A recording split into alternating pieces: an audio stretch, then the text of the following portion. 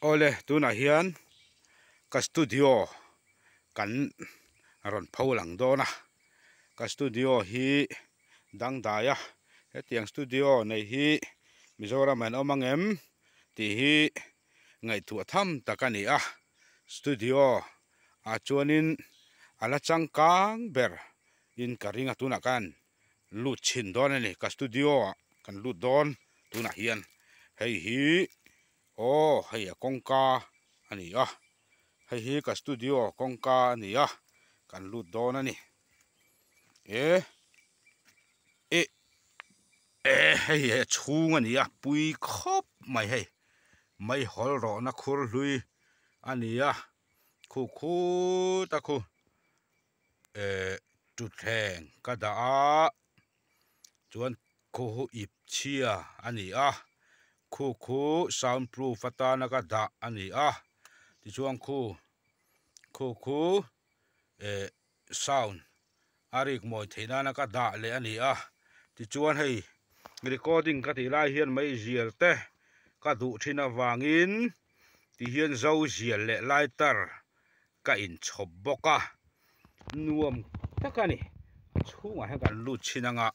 a chunga tang hian kan la chuak vele thung don ani hei pui takani fan thamani he studio hi moi khop moi takani moi tak ringot mai na hei sap lampang te pawh khan in lo eng chuanin in hrianga ka tong hi in hrelo mai theia sap tong te pon kan soi chho tura ngai la hei hei my studio and the best music video studio siamna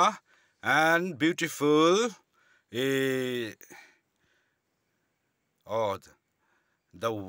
the best in the world and the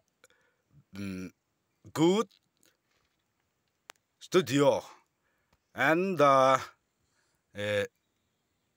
world record in the best studio ti khan sa phau chon in thathiam mai tura ngai tai la hei hi ka studio ania record amoi du em maya mi in sumtam takseng in studio te an buat saya amaro chu hei leimal som na